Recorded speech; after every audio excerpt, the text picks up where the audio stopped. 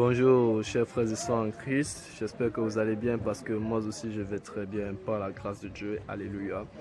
Alors aujourd'hui nous allons parler de quelque chose de très important que je trouve très important pour être nourri pendant 2 minutes spirituellement. De nos jours, beaucoup de personnes se disent chrétiens. Beaucoup de personnes disent qu'ils croient en Dieu, beaucoup de personnes disent qu'ils ont foi en Jésus-Christ. Alors, essayons un peu d'aller dans la Bible. Le Saint-Esprit m'a révélé quelque chose. Dans Romains 8, verset 1, il est dit « Il n'y a point de condamnation pour ceux-là qui sont en Jésus-Christ. » Alléluia.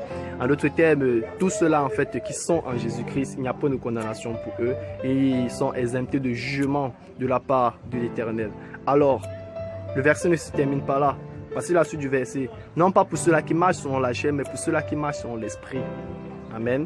En d'autres termes, Romains 8, verset 1 nous catégorise deux types de personnes. Ceux-là qui seront en Jésus-Christ, mais qui marcheront selon la chair. Et ceux-là qui seront en Jésus-Christ, qui marcheront selon l'esprit. En d'autres termes, on nous fait référence aux deux types de chrétiens. Le chrétien selon la chair et le chrétien selon l'esprit. Alors, le chrétien selon la chair, tout simplement, nous pouvons savoir de quel type de chrétien il s'agit. Celui-là qui limite tout ce qu'il dit juste de la bouche. Et les actes ne suivent pas et le cœur également ne suit pas. Nous allons voir des chrétiens qui confessent Jésus-Christ, mais qui se retrouvent dans des situations de fornication, de sexe à tort et à travers, d'excès d'alcool, de drogue, de l'amour exagéré pour l'argent, l'égocentrisme sur ses capacités personnelles, se renfermer personnellement sur soi, sachant qu'il y a un Dieu suprême. Bref, des chrétiens qui ne prennent pas le temps en fait, de consulter la voix de Dieu ou bien la décision de Dieu dans ce qu'ils veulent faire. Des chrétiens qui se retrouvent dans des milieux qui n'honorent pas la présence de Dieu. Des chrétiens qui se retrouvent à suivre des choses qui ne sont même pas de Dieu. Vous allez voir un chrétien qui sera fier de vous dire qu'il suit de la musique mondaine, ça n'a aucun impact sur lui.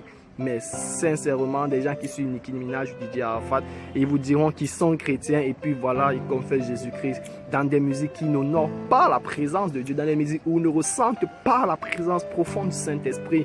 Et c'est de ce type de chrétiens en fait que Romains 8, verset 1 nous parle.